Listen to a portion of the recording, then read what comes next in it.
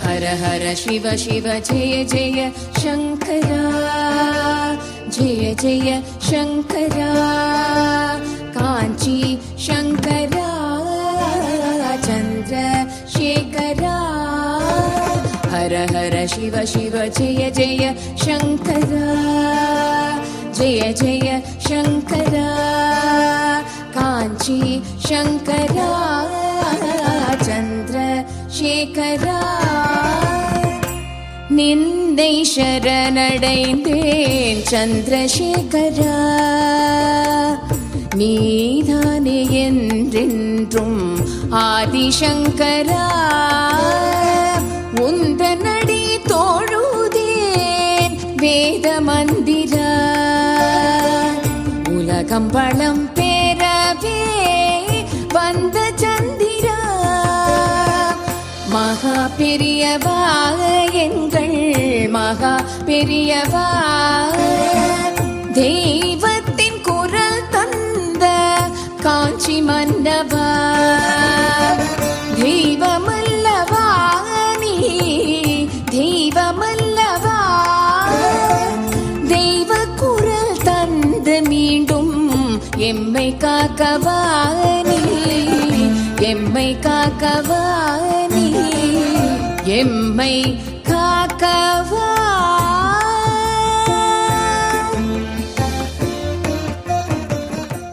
எனக்கு கைட் பண்ணது விழிநாதன் மாமாலாம். அவள்லாம் அதாவது எதையுமே தப்பா சொல்லிடக்கூடாதுங்கிறது தெரியும். எதுக்கப்புறம் எது வருங்கிறது மட்டும் நான் பிளான் பண்ணிட்டேன். அவருடைய பால்ய பருவம், அவர் படிச்சது, அப்புறமா அவருக்கு சந்நியாசம் வந்தது, அதுக்கப்புறம் விஜய் யாத்திரை நடந்தார் நடந்தார் நடந்தார் நடந்தார், பாரதம் முழுவதும் தன்னுடைய கால் பதியணும்னுட்டு நடந்தாருங்கிறது ஒரு பெரிய விஷயம். பெரியவா கிட்ட போனா மிரக்கல் நடந்திருக்கா அப்படின்னாக்கா பல பேரோட வாழ்க்கையில நடந்திருக்கு. நான் எப்பொழுதுமே இந்த மிரக்கல்ங்கிறத சொல்ல மாட்டேன். ஏன்னு கேட்டா அது மிரக்கல்ல நடக்க வேண்டி இருக்கு, அது நடந்தது. ஒரு தரம் அங்க மடத்துல ஒருத்தர் போயிட்டு ரொம்ப வருத்தப்பட்டார். பொண்ணுக்கு கல்யாணம் நிச்சயம் பண்ணியிருக்கேன், பேங்க் ஸ்ட்ரைக்னுட்டா எனக்கு இப்போ ஒரு 3000 ரூபாய் வேணும் பெரியவா, நான் என்ன பண்ணுவேன், நாளைக்கு கல்யாணம் பெரியவா அப்படின்னார் போல இருக்கு அப்படின்ட்டு அவர் உட்கார வச்சுட்டு பக்கத்துல சொல்ற, சதாசிவம் வரலாம். கரெக்டா சதாசிவம் மாமா வந்து பழம் பூவோட அதுல 3000 ரூபா இருக்கு. இதுக்கு நீங்க என்ன சொல்லுவேள்? ஆனா அங்க கதறினதுனாலதான் நீ உட்காருன்ட்டார். சதாசிவன் வரலாம், வருவான்ல வரலாம். ஸோ இந்த மாதிரி மிரக்கெல்லாம் கண்ணால பார்த்துருக்கா எங்க பாட்டியெல்லாம். அதனால இதெல்லாம் இவெல்லாம் கொட்டி கொட்டி அழப்பா. இன்னைக்கு பெரியவா கிட்ட என்ன தெரியுமா ஆச்சு, அப்படியாச்சு தெரியுமா, அவளே சொல்லிட்டா, அப்படி அவளே சொல்லிட்டா அப்படின்னாக்கா அதுதான் தி அல்டிமேட். ஸோ அது நடந்தே ஆகணும் அப்படிங்கிற மாதிரி. ஸோ வாழ்க்கையில எத்தனையோ தாண்டி கீண்டி எல்லாம் வந்தா கூட அது அந்த ஒரு நம்ம பட்டங்கள் மாதிரி பறந்துட்டு இருக்கோம். ஆனா அதுக்கு தாரம் சொல்லுவா தெரியுமா, நூலு அவர் கையில இருக்கு. நம்ம நினைச்சிட்டோம்னா நம்ம எங்க உயர பறந்தாலும் இல்ல வேற எந்த பட்டம் அறுக்க வந்தாலும் இது காப்பாத்தி விட்டுருவோம். யாருக்கிட்ட சக்கரி இருக்கு, நூல் கண்டு யாருக்கிட்ட இருக்கு, அவன் பார்த்து பாங்குற. அதாவது திரௌபதி மாதிரி ஒரு விதத்துல நம்ம 2 கையும் தூக்கிட்டு பெரியவா நீங்க காப்பாத்தியே ஆகணும் அப்படின்னா சரண்டர், நின்னை சரணடைந்தேன், அவ்வளவுதான். இல்ல இப்ப நீங்க மகாபெரிவா முன்னாடி பர்ஃபார்ம் பண்ணிருக்கீங்களா, இல்லைன்னா பால பெரிவா முன்னாடி ஏதாவது பர்ஃபார்மன்ஸ் பண்ணிருக்கீங்க? இல்ல, பெரியவாளுக்கு முன்னால பெண்கள் ஆடுறதெல்லாம் கிடையாது. இல்ல நான் பாடுறதுன்னு பாடலாம். இப்ப நான்லாம் போனேன்னாக்கா ஒரு தூரம் போயிருந்த பொழுது ராத்திரி 9:30 மணி, யாரோ டெல்லியில இருந்தெல்லாம் என் ஃப்ரெண்ட்ஸ் எல்லாம் வந்திருந்தா, ரொம்ப ஆசைப்பட்டு காமாட்சி அம்மன் கோயிலுக்கு போய் நான் அவளுக்கு வரை எக்ஸ்பிளைன் பண்ணுவேன், what is Kamakshi and why is this, கொஞ்சம் டமால் டுமால் அதுகள்ட்ட எல்லாம் தெரிஞ்சதெல்லாம் நாலேஜ் எல்லாம் அள்ளி விட்டுன்னு இருப்பேன். மடத்துக்கு வரும்போது லேட்டா போச்சு, பெரியவா மேனாக்குள்ள போயாச்சு. அவர் சொன்னார், இல்லையே பெரியவா மேனாக்குள்ள போயாச்சு, இனிமே வரமாட்டாளேன்னா. எனக்கு ஒரே ஒரு ஆசை என்ன தெரியுமா, அறியானை அந்தணர்தம் சிந்தையானை அருமறையின் அகத்தானை அணுவை யார்க்கும் தெரியாத தத்துவனை தேனை பாலை திகழொளியே தேவர்கள் தம் கோனை மற்றை கரியானை நான்முகனை கனலை காற்றையே கனை கடலை குலவரையை கடந்து நின்ற பெரியானை பெரும் பற்ற புலியூரானை பேசாத நாளெல்லாம் பிறவா நாளே ஏன்னு பெரியவா மேனாலேருந்து இப்படி தலையை இப்படி எட்டி பார்த்து அந்த அவனை கூப்பிட்டு தன் தலையில அந்த உத்ராட்சத்துக்கு நடுப்புற தும்பப்பூ இருந்தது, அதை அப்படியே எடுத்து அந்த தட்டு நிறைய போட்டு, நான் அந்த தேவாரம் மட்டும் பாடலைன்னா பெரியவா மேனாலேருந்து எட்டி பார்த்துருக்க மாட்டான். அப்புறம் இந்த தும்பப்பூன்னா தெரியுமா, சின்ன சின்னதா இருக்கும்.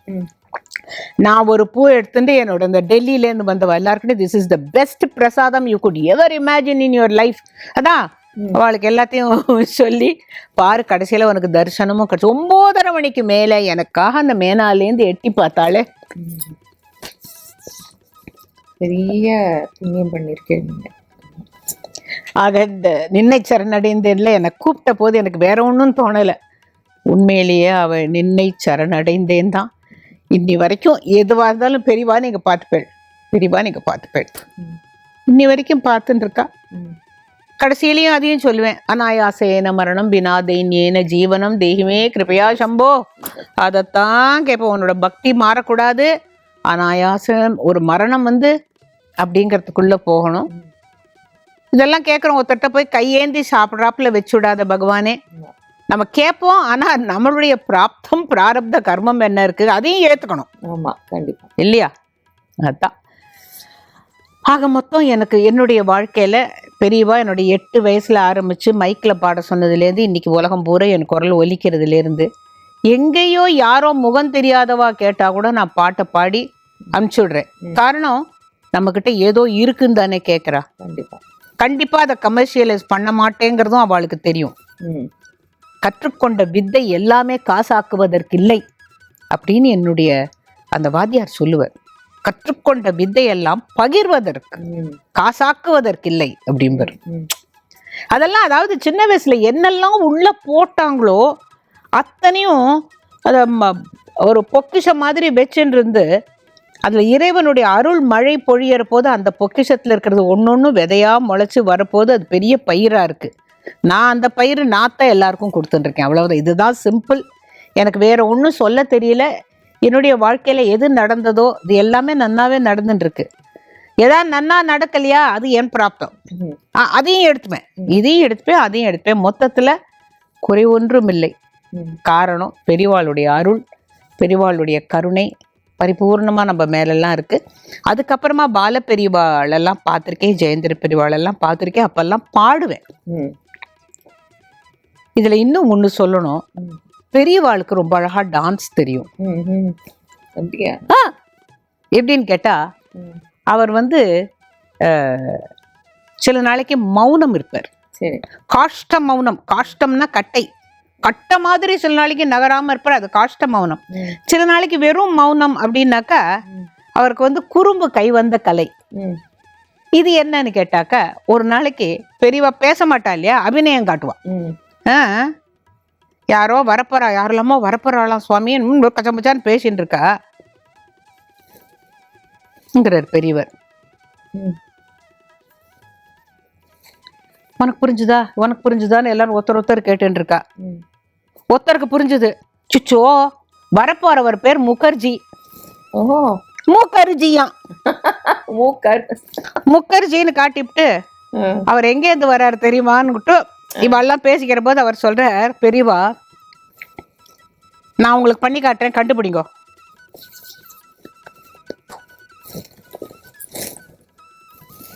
பூரி அபிநயம் காட்டுவாளாம். அப்புறம் பத்மா சுப்பிரமணியத்தை அழைச்சிட்டு வரணும் அப்படி ஏதாவது சொன்னான்னாக்கா இப்படி பத்மம் காட்டுவாளாம். பத்மா சுப்பிரமணியத்தை அழைச்சிட்டு வா. அந்த மாதிரி அவர் வந்து அபிநய சதுரர். பாருங்களேன், இது காஷ்டமா யாருக்கான்னு தெரியுமா? மூக்காருதா முகர்ஜின்னு விட்டு அதுவும் அவர் பூரி பொறிச்சு காட்டின அழக எல்லாரும் சிரிப்பா. அதாவது அவருடைய அந்த விளையாடல்களை கூட இருந்து ரசிச்சவா இப்ப நாங்கெல்லாம் ரொம்ப பாக்கியசாலி.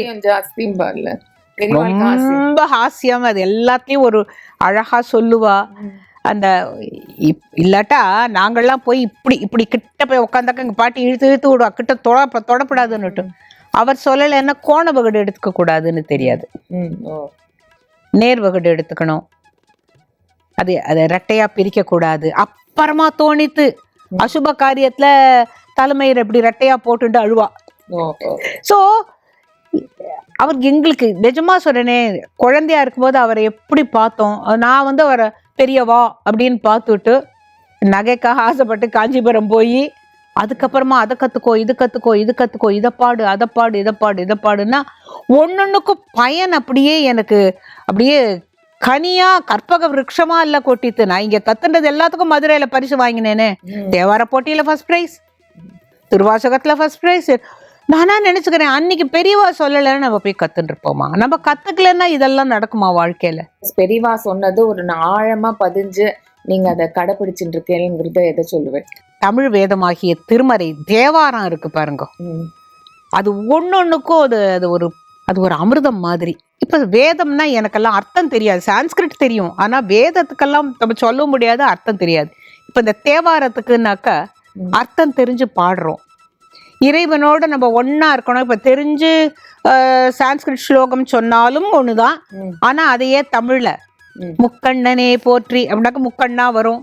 அவர் தலையில சந்திரசேகரன் உடனே இவர் தான் ஞாபகம் வரும், பிறை சூடினால அவர் தான் ஞாபகம் வரும். தேவாரத்தை ஒழுங்கா பாடின்னு இருக்கேன், அப்பப்ப மனசு வரும். யார் கேட்டாலும் பாடியும் கொடுத்துட்டு இருக்கேன். அதையும் சொல்லணுமோ, எங்க போனாலும் தேவாரம் பாடுன்னா பாடிடுவேன். என்னைக்கு குரல் நன்னா இல்லைன்னு தெரியறதோ அன்னைக்கு ஓயலாம், எப்போதைக்கு கேட்கறான்னா பாடலாம். இதுதான் என்னுடைய பிரின்சிபல். மற்றபடி அவர் சொன்னபடி நம்மளுடைய சில பழக்க வழக்கங்களை கைவிட வேண்டாமே நுட்டு. அதெல்லாம் வந்து சம்திங் வெரி பர்சனல். பெரியவா சொன்னதுனால அது வேண்டாம். நெத்தி எட்டுக்காம இருக்காத, பாழு நெத்தியா இருக்கக்கூடாது, கையில நிறைய வளை போட்டுக்கணும் அப்படின்னு பெரியவா சொல்லல. நகை மேல ஆசை வேண்டான்னு சொன்னான். ஏன்னு கேட்டா அந்த நகைகள் வந்து அம்பாளுக்கெல்லாம் போட்டாதான் அழகா இருக்கும், நம்மளுக்கெல்லாம் நகைகள் ஜாஸ்தி வேண்டாம் அப்படிங்கறதெல்லாம் பொதுவா அங்க. இப்போ சான்ஸ்கிரிட் காலேஜில் வந்து லெக்சர் கொடுத்த போதெல்லாம் ஆன்னு போய் உட்காந்துருப்போம். அப்பெல்லாம் 1956 நினைக்கிறேன். அப்பெல்லாம் போய் பாதி புரியும் பாதி புரியாது, ஆனா அப்ப காதலை வாங்கிட்டது அத்தனையும் இன்னைக்கு பயனாகிறது.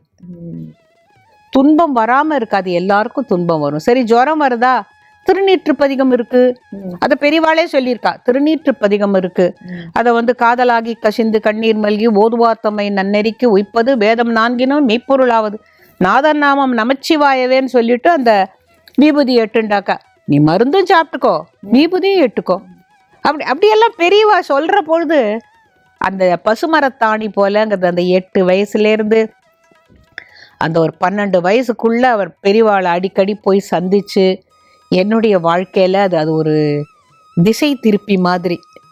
நான் அதுக்காக கிறிஸ்தவ பாடல்கள் பாடியோ கிறிஸ்தவ டிராமாவில் நடிச்சோ இதனாலெல்லாம் ஒன்றுமே இல்லை. நமக்குன்னு ஒன்று உண்டு. உன்னுடைய தர்மத்தை இது பண்ணு, மற்றதை நிஷித்தம்னு நினைக்காத. எல்லா வழியும் ஒன்று தான், போகிற வழி ஒன்று, பலவா இருக்கலாம், பட் போய் சேர்ற இடம் ஒன்று, அது அந்த பரம்பொருள் அப்படிங்கிறது பெரியவாளுடைய. அந்த என்னோட ஹரிக்கத்தை பண்ணுறதுக்கு அந்த சிடி பண்ணுற பொழுது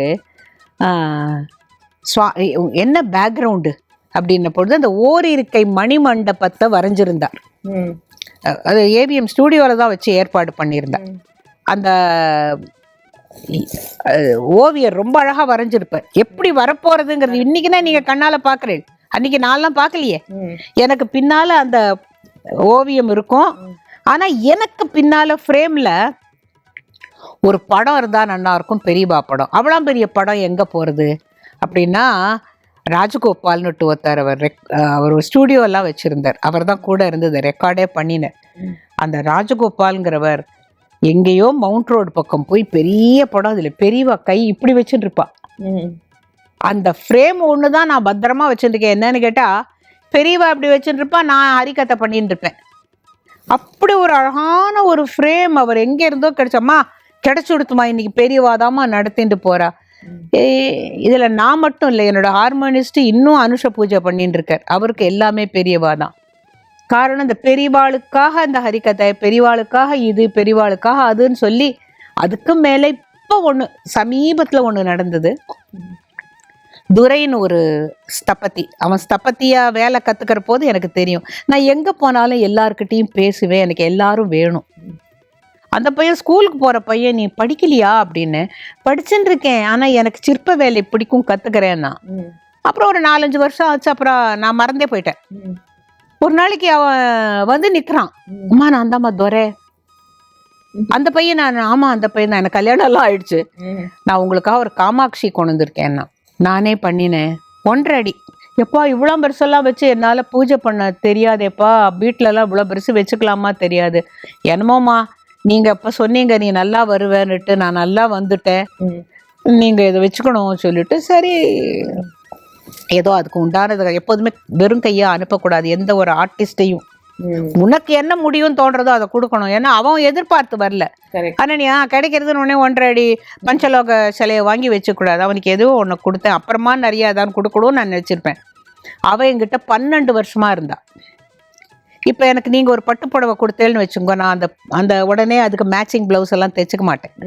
அந்த பட்டு புடவையோட ரவிக்கையை எடுத்து என் காமாட்சிக்கு புடவையா கட்டி, யார் புடவை கொடுத்தாலும் அங்க அவ முதல்ல கட்டின்டுடுவா. இந்த புடவையை நான் கட்டிக்கவே மாட்டேன், யாருக்கான்னு கொடுத்துடுவேன். அவளுக்கு கட்டிட்டு நான் சமையல் ரூமுக்கு போற போதும் வரபோதும் அவளை ஐ காமு அப்படின்னு, வேற பொன் குழந்தைகளோ ஒன்றும் கிடையாது வீட்டுல, நானும் மாமாவும் தானே.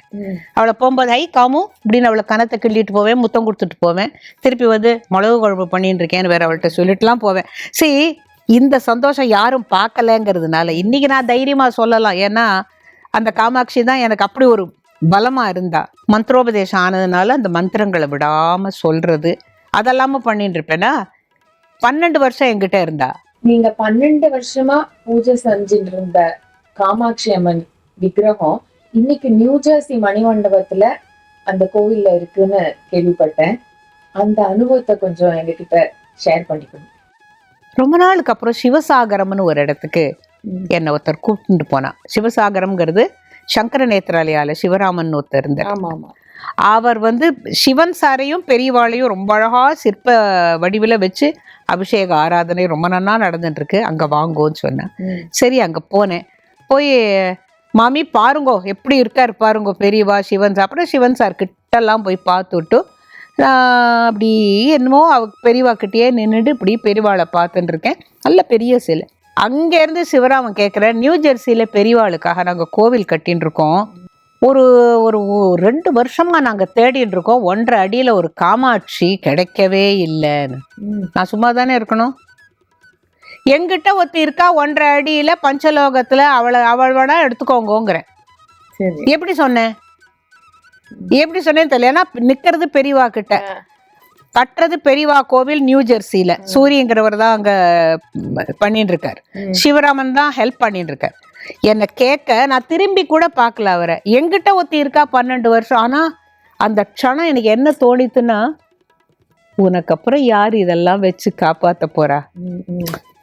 அது எனக்கு அந்த தாட்ல ஒண்ணும் வரல. எங்கிட்ட ஒருத்தி இருக்கா 1.5 வருஷம், 1.5 அடி பஞ்சலோகம், ரொம்ப அழகா இருப்போம் அந்த காமாட்சி, அவளை வேணா நீங்க எடுத்துக்கோங்க. நிஜமாவா சொல்றேன் அப்படின்னு நான் இப்ப என்ன சொன்னேன் அப்படின்னு அப்புறம் திரும்பி பார்த்து அது ஸ்பான்டேனியஸா வந்தது. அவர் சரி, நான் சொன்னேன் வந்து எப்போ வேணா வந்து எடுத்துக்கோங்க அப்படின்னு. சரி மாமி நீங்க போயிட்டு வாங்கன்னு, வெத்தலை பார்க்கலாம் வாங்கிட்டு போங்கோ அப்படின்னாரு. அங்கே வளையெல்லாம் இருக்கும், வளையெல்லாம் போட்டுன்னு போங்கோன்னா. அவர் எங்கேயோ வெளில போனவர் சிவராமன் ஓடி வந்தார். ஏன் நீங்க வெளில போலையான்னு. மாமி இன்னைக்கு அனுஷம், இன்னைக்கே கொடுத்துருங்களே காமாட்சியை, வாங்கோ. அவரோட கார்லயே அழைச்சிட்டு வந்து அவளுக்கு இன்னொரு புது புடவையை கட்டி தலைப்பில் 2 மஞ்சளையும் வச்சு முடிஞ்சு, அம்மா வீட்டிலேருந்து நீ கிளம்புறடி காமாட்சி, நீ அமெரிக்காக்காரி ஆயிட்டப்ப அப்படின்னு சொல்லி அவளுடைய சும்மா எனக்கு அப்பதான் கொஞ்சம் 12 வருஷமா இருந்த வரைக்கும் தெரியல, மிளகு குழம்பும் ஆமாவடையும் தான் சொல்லிட்டு இருந்தேன் அவகிட்ட.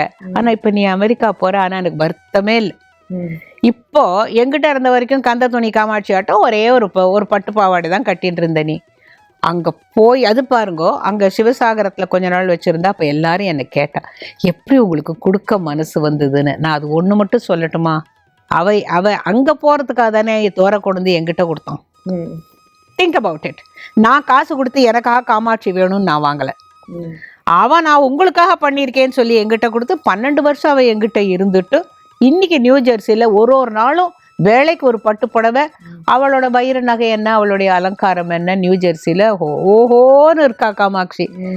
அது இப்ப உங்களுக்கு ரொம்ப புண்ணியம்னு சொல்றவா சில பேர். இது புண்ணியம் பாவமே இல்லை. அந்த கோவிலுக்கு போக வேண்டியதுக்கு நான் ஒரு காரண காரியமாக இருந்திருக்கிறேன், அவ்வளவுதான். செய்தவன் யாரோ அவ என்கிட்ட இருந்தது ஒரு intermediate period. Now she is glorified in new Jersey. நான் அப்புறம் போகல. அது கூட சிவராம் சொன்னார். அது பாருங்க, ஒரு டாக்டர் அம்மா யோகாம்பாள்னு ஒரு டாக்டர் அம்மா தானே அழைச்சின்னு போயிட்டா காமாட்சியை.